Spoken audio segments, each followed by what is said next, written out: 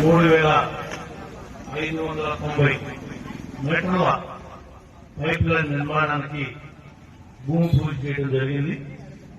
త్వరలోనే పని ప్రారంభించి ఒక 15 రోజుల్లో ఈ యొక్క వర్క్ని కంప్లీట్ చేస్తాం. యాదవపేటలో 63 లక్షలతో డ్రైనేజ్ రోడ్డు పెట్టాం. కొన్ని సాంకేతిక కారణాల వల్ల ఆ వర్క్ శాంక్షన్ కాలేదు. త్వరలోనే దాన్ని కూడా శంకుస్థాపన చేస్తాం.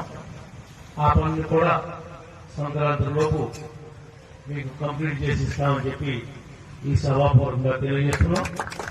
ఈ ఊళ్ళో గ్రామ పార్టీ అధ్యక్షులు విశ్వనాథం గారు, ఎంపీటీసీ గారు, మిమ్మల్ని అందరినీ ఒక తాటి మీద నడిపేటువంటి రాజుగారి నాయకత్వంలో అన్ని విధాలుగా కూడా మరి అభివృద్ధి చేయడం జరుగుతుంది.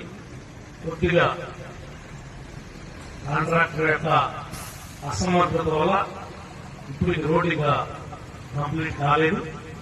ఇది వంగాయగుణంగా కూడా కంప్లీట్ చేయాల్సినటువంటి బాధ్యత మన ప్రభుత్వం మీద, మన కూటమి మీద ఉంది.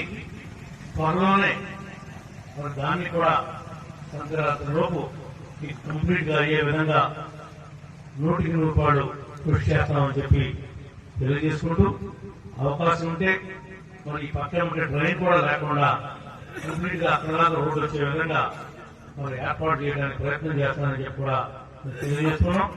స్కూల్లో కూడా పిల్లలకు గౌరవకుండా ఉండడం కోసం స్కూలు మరి క్లాస్ రూమ్స్ దాకా కూడా సిమెంట్ రహదారిని నిర్మాణం చేశాం.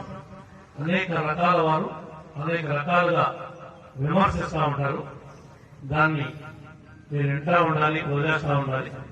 కూటమి ఏమైతే మీకు ఇచ్చినటువంటి వాగ్దానాలు ఉన్నాయో ఒక్కొక్కటిగా పూర్తి స్థాయిలో అమలు చేయడానికి ప్రతి నాయకుడు, కార్యకర్త చిత్తశుద్ధితో పనిచేయడానికి సిద్ధంగా ఉన్నారు. కాబట్టి ఆ దిశగా మనందరం కూడా ప్రభుత్వం యొక్క కార్యక్రమాన్ని ముందుకు తీసుకువెళ్ళాలి.